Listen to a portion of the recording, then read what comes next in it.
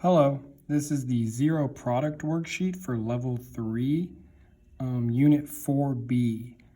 So here we are seeing that we have gone through and we have factored everything in this equation from our previous unit, and we've gotten it down to our inside and our outside equaling 0. So what I'm going to do is I'm going to take each term here, and I'm going to split them and set them equal to 0. So b minus 4 equals 0. And b minus 1 equals 0. And when I do that, I'm going to then solve for b. So I'm going to add 4 on this one to both sides. Draw your line through your equal sign so you can keep things balanced. And so negative 4 plus 4 is 0, so that goes away, and I'm left with b is equal to 0 plus 4, which is positive 4. And we're going to do the same thing over here. I'm going to add 1, again, draw your line through your equal sign so you know what goes on what side, and negative 1 plus 1, 0. I'm left with b, 0 plus 1, 1. So my answer is going to be b equals 4, 1. And those are my two answers. Okay, the same thing for number 3. I have x plus 5 times x plus 4 equals 0. So I factored and I got my inside outside. So once again, I'm going to split the term. When I split the term, I get x plus 5 equals 0, x plus 4 equals 0. And so then I'm going to solve for x. So again, I subtract 5 from both sides and draw your line through your equal sign so you can keep things balanced. 5 minus 5 is 0, so that goes away. I'm left with x, and that equals 0 minus 5, which is negative 5. Over here, we have x plus 4 equals 0, so I'm going to subtract 4 from both sides. Draw your line through your equal sign, and I get 4 minus 4 is 0, and I'm left with x. And so x equals 0 minus 4, which is negative 4. So x is going to equal negative 5, negative 4. And that's all you do when you already have it factored out for you, where you already have your inside outside. Now let's take a look at number 5. In number 5, we see, oh no, it's not factored. So I have to remember my rules and factor it out before I can set it equal to 0. So that's exactly what I'm going to do. First, I check and see if there's a GCF. There is no GCF, so I'm good to go. So since there's no GCF, I'm going to make my blanks. So I'm going to have x squared, blank x, minus 16.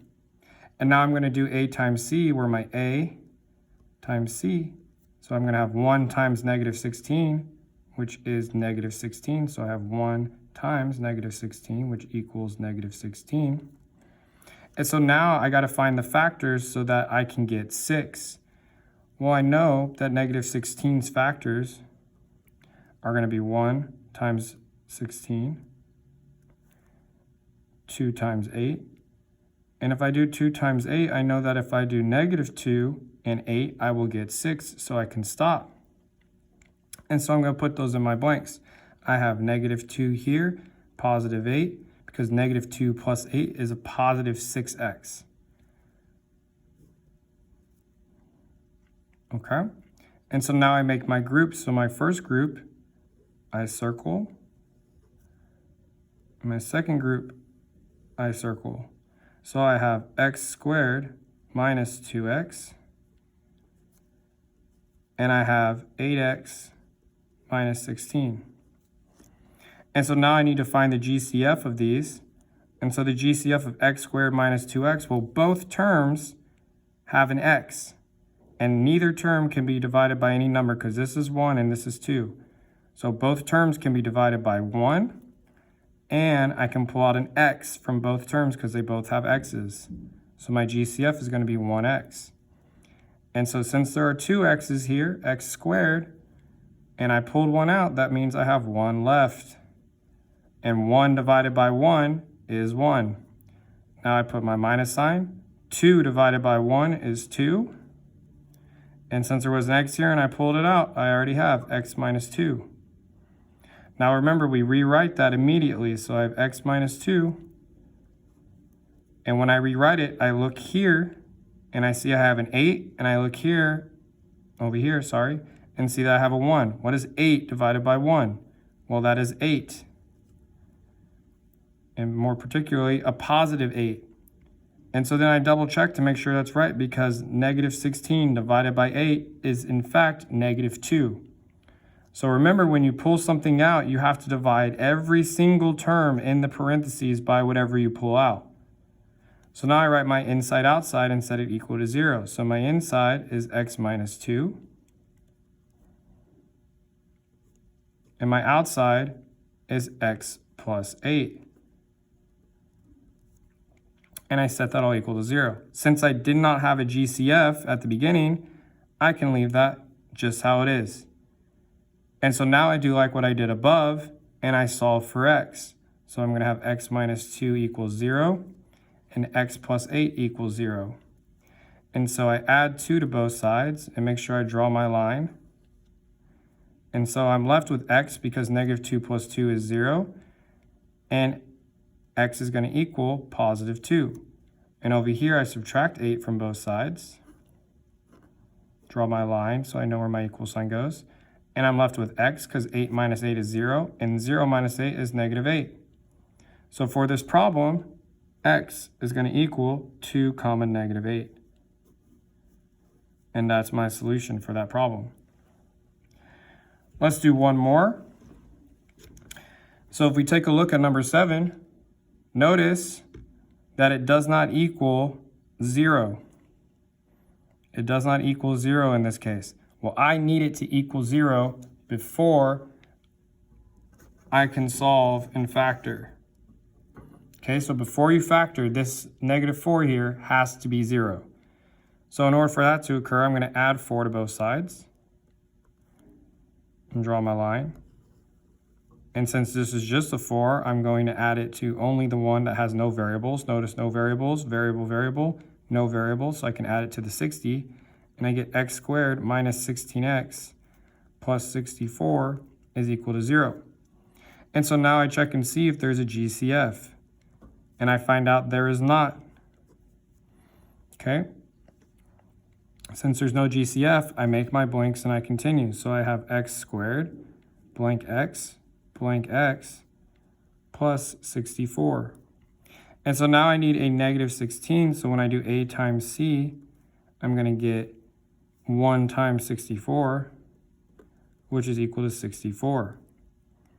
And so then I can do all my factors, and I know that 64 is going to be 8 times 8 will give me 64. And if I do 8 plus 8, that will give me 16. But I need a negative 16. So instead of 8 plus 8, I'm going to do negative 8 minus 8. Because negative 8 minus 8 will give me negative 16. And so now that I've filled in my blanks, I can circle my groups and rewrite them. So I'm going to have x squared minus 8x, and I'm going to have negative 8x plus 64. And so now we find our GCF. Well, in our first group, I have x squared minus 8x. I can only divide both of them by 1, and each one has an x, so I can pull out an x. Okay, well, since I pulled out an x, 1 divided by 1 is 1. Since I had x squared, which is x times x, I can divide it and get x. So I'm going to have an x left. Negative 8 divided by 1 is still negative 8. And since there was an x there and I divide by an x, the x's go away. And so we rewrite it immediately. So x minus 8. And so now I take negative 8 here and I divide by what's in front of the x here. So negative 8 divided by 1 is negative 8. And to double check, 64 divided by negative 8 is negative 8. And so now I write my inside outside from before. So I have my inside and my outside, and my inside is x minus 8. My outside is x minus 8. And so all of that is going to equal 0. And so now I can split these and do the same. But since they are the same inside and outside, I only have to do it once. So x minus 8 is equal to 0. I can add 8 to both sides. Draw your line so you know where your equal sign goes. Negative 8 plus 8 is 0, so I'm left with x equals 0 plus 8, which is 8. So my answer is going to be x equals 8. Okay? Let's do one more just to be on the safe side. And we'll do the last two actually. So number 9. Number 9, I have 3x squared minus 2x equals 0. Well, as we see here, I have no c. And when I have no c, I can go ahead and do something sneaky. So the sneaky thing that we're going to do is we're going to find the GCF of our two terms. Well, the GCF of our two terms, as we see, we have 3x squared minus 2x. Well, none of these numbers I can divide by. The only number I can divide by is 1. But they both have an x, so I can pull out an x and make my parentheses. Now, what's left behind? Well, I have 3 divided by 1, which is 3. Then I had x squared, which is the same thing as x times x, divided by x, which means I'm left with 1x, minus 2 divided by 1, which is 2. And since I pulled out an x and I had an x here, I just close the parentheses, and that equals 0. Well, now I take my terms because it's all factored out. I'm all done factoring. So I can take my terms and I can set them equal to 0. So I have one term that's x equals 0, and I have another term that's 3x minus 2 equals 0. And so the x equals 0 term is already done. And so now I can solve for 3x minus 2. Well, I got to add 2 to both sides and draw my lines so I know where everything is. And when I add 2, I'm going to be left with 3x is equal to positive 2. And so if 3x is equal to 2, I draw my line again, and I divide both sides by 3 now. And when I do 3 divided by 3, the 3's cancel, and I'm left with just x. And then I have 2 divided by 3, which we can leave it in that way. So x equals 2/3. So my answer is going to be x equals 0, comma, 2/3. And that's it. I'm done with that one. Lastly, number 11. Again, notice I have 3m squared plus 16m equals 12. Well, this 12 is not 0. And remember, in order to do these problems, it has to equal 0. So I'm going to rewrite this by solving. So I have 3m squared plus 16m plus 0 is equal to 12. When I solve that, I'm going to subtract 12 from both sides. And since there's no variable attached to the 12, I'm going to subtract it from just the 0. And so I'm left with 3m squared plus 16m minus 12 is equal to 0. And so now that I have all that, I can check and see if there's a GCF and factor like we did in numbers 5 and 7. And so I'm going to check and see if I can factor this. Well, there is no GCF, so my GCF equals x. And so that means I make my split and make my group. So I'm going to have 3m squared, blank m, minus 12. And so I do a times c, which is going to equal 3 times negative 12, which equals negative 36. And so now my goal is to try and get 16 from that. Well, if I do 1 times 36 or 2 times 18, I can stop because 2 times 18, I know that if I do negative 2 times 18, that'll give me negative 36. And 18 minus 2 is 16. So I can come in here and put negative 2 and 18, positive 18. So now I'm going to make my groups in circles. So I have 3m squared minus 2m as one group, and positive 18m minus 12 as my second. And so I'm going to rewrite my groups down here. So I have 3m squared minus 2m and 18m minus 12. And so now I found my GCF. So again, I can only divide by 1, m, because they both have m's. So I'm left with 3 divided by 1, which is 3. M squared divided by m, which is just m, minus 2 divided by 1, which is 2. M divided by m, which is just 2. And so I rewrite that immediately. And then I take the number in front of this m and the number in front of this one and divide. So I get 18 divided by 3, which is positive 6. And if I do negative 12 divided by positive 6, I get negative 2. And so I write my in and my out and set it equal to 0. There's no GCF, so I don't have to worry about that. My in was 3m minus 2, and my out was m plus 6. Well, now I split these and I solve for 0. So I'm going to split them over here where I have a little bit more space. So I have 3m minus 2 equals 0, and m plus 6 equals 0. Well, for this first one, I'm going to draw my line. I'm going to add 2 to both sides because we do PEMDAS in reverse. And I'm left with 3m is equal to 2. Well, then I divide both sides by 3. And I'm left with m is equal to 2/3. Because 3 and 3 can cancel. Okay.